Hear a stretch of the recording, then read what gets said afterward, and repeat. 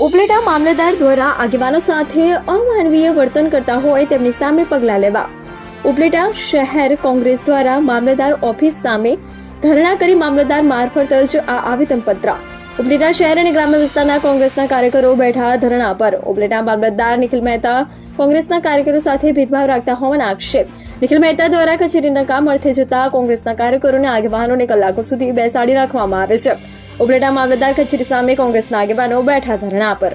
ઉપલેટા મામલતદાર દ્વારા જણાવ્યું કે તેઓને લોકોને 10 થી 15 મિનિટ બેસાડવામાં આવ્યા હતા, પરંતુ બોલાવવા ગયા તે પહેલા તો તે ચાલ્યા ગયા.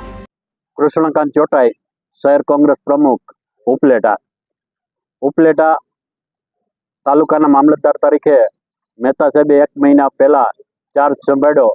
પછી ક્યાંક ને ક્યાંક વિવાદમાં આવતા રહે છે અને આ વિવાદની ફરિયાદો કોંગ્રેસ પાસે છેલ્લા 1 મહિના ત્યાં એક કે બીજા રૂપે અમારી પાસે આવતી હતી. પહેલી ફરિયાદ એ આવી કે મામલતદારે આવતા વેત જ જડબે સલાક જે આ વિસ્તારમાંથી 3 મોટી નદીઓ પસાર થાય છે, મોજ નદી અને ભાદર, આમાંથી ખનીજ ચોરી થતી હતી. આ ભાઈ આવીને સીધી જ બંધ કરાવી દીધી. આ તાલુકાના એક આગેવાનો, ભાજપના, કોંગ્રેસના આગેવાનો, સામ્યવાદી આગેવાનોએ અવારનવાર રજૂઆત કરી છતાં પણ રેતી ચોરી બંધ નહોતી થતી. પણ આને આવી અને એક જ અઠવાડિયામાં રેતી ચોરી સદંતર બંધ કરાવી દીધી અને જેવું ગોઠવાઈ ગયું એટલે આ રેતી ચોરી જે તે સ્થિતિમાં પાછી ચાલુ થઈ ગઈ. આ ફરિયાદો અમારી પાસે અવારનવાર આવે છે કે આમાં ક્યાંક ને ક્યાંક ભ્રષ્ટાચાર થયો છે. અમે આ અંગે એસીબીને પણ અરજી કરવાના છે અને એસીબીને પણ ફરિયાદ કરવાના છે કે આની તપાસ થવી જોઈએ. હું તો ત્યાં સુધી કહું છું, મારી પાસે ત્યાં સુધીના સમાચાર છે કે આ જે પૈસા આવે છે એ આ ગામની એક પાનની દુકાનમાં જમા થાય છે અને ત્યાંથી આ ભાઈ પૈસા લઈ આવે છે. આટલા સમાચાર મારી પાસે છે અને આ અંગેની વિગતવાર અમે એસીબીમાં ફરિયાદ કરવાના છે. બીજી વાત કે અધિકારીશાહી વલણ અપનાવે છે.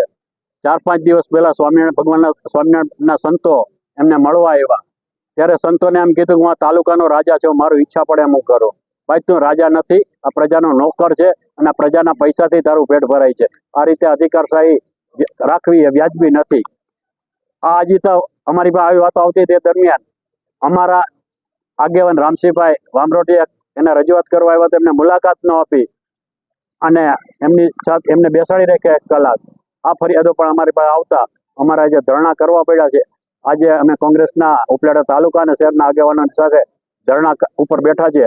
ધરણા બાદ અમે આવેદનપત્ર આપવાના છે અને આ આવેદનપત્રમાં મામલતદાર પોતાની ફરજમાં બેદરકારી છે અને લોકો સાથે અમાનવી અને અધિકારશાહી વલણ અપનાવે છે એની સામે પગલાં લેવા માટે માગણી કરનાર છીએ. આજથી 3 દિવસ પહેલા હું મામલતદારશ્રીને મારા ગામનું તળાવ તૂટી ગયેલ એ સંદર્ભે રજૂઆત કરવા આવેલ અને મામલતદારશ્રીએ મને પટાડાવાળાએ કીધું કે ચિઠ્ઠી લખ્યા વગર મામલતદારશ્રીને મળાતું નથી, એટલે મેં ચિઠ્ઠી લખીને મામલતદારશ્રીને મોકલી અને મામલતદારશ્રીએ મને 1 કલાક બહાર બેસાડી રાખેલ અને મને બોલાવેલ નહીં. પછી હું કાથરોટા ચાલ્યો ગયો અને મારા ગામજનોને વાત કરી કે હું આપણા ગામનું તળાવ તૂટી ગયું એ બાબતે હું મામલતદારશ્રીને રજૂઆત કરવા ગયો હતો, પણ મામલતદારશ્રીએ મને બોલાવેલો નથી. એટલે ગ્રામજનોએ મને એવું કીધેલ કે કંઈ વાંધો નહીં, તો આપણે ધરણા ઉપર બેસવું છે. એટલે પછી સોશિયલ મીડિયામાં અમે બધે આપ્યું અને તે છતાંય મામલતદારશ્રીનું પેટમાંથી પાણી ન હલ્યું. એટલા માટે અમે કોંગ્રેસને સાથે રાખી અને ગ્રામજનોને આખા તાલુકાના માણસો થકી કોંગ્રેસ દ્વારા ધરણાનો કાર્યક્રમ આજરોજ ત્યાં યોજેલ છે.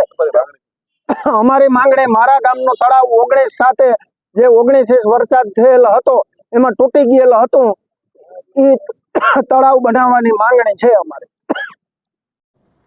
પછી મને તો કોઈ ખ્યાલ નહોતો, પણ પછી તમારા મીડિયાના માધ્યમથી જાણવા મળ્યું કે ભાઈ એ કોંગ્રેસના કોઈ આગેવાન છે અને મેં ચિઠ્ઠી જોઈ એમની મુલાકાતી સ્લીપ, તો એમાં એમણે રાયસીભાઈ, ગામ કાથરોટા અને મુલાકાતનું કારણ ગામના પ્રશ્ન બાબતે આટલું જ લખેલું હતું. 10 થી 12 મિનિટ જ રાહ જોવી પડી છે, કોઈ કલાક બેસાડ્યા નથી અને 10 થી 12 મિનિટ પછી જ્યારે કચેરીના સેવક એમને બોલાવવા ગયા ત્યારે એ કચેરીમાં હતા નહીં. એ વ્યક્તિ મને મળ્યા જ નથી, મારી યારે પ્રત્યક્ષ કે પરોક્ષ કોઈ વાતચીત નથી થઈ.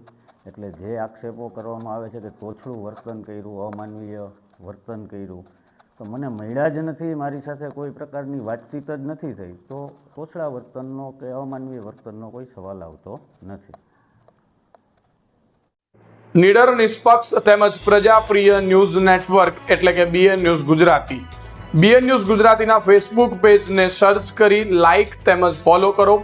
સાથે જ ઇન્સ્ટાગ્રામ પેજને પણ ફોલો કરો તેમજ યુટ્યુબ ચેનલને પણ સબસ્ક્રાઇબ કરો. બીએન ન્યૂઝ ગુજરાતી સર્ચ કરતાની સાથે જ તમામ સોશિયલ મીડિયા પ્લેટફોર્મ ઉપર બીએન ન્યૂઝ ગુજરાતીના ઓફિશિયલ પેજ આપને મળી જશે. તેમજ સમગ્ર ગુજરાતના સમાચારો સાથે બીએન ન્યૂઝ ગુજરાતીની સાથે રહી અપડેટ રહો.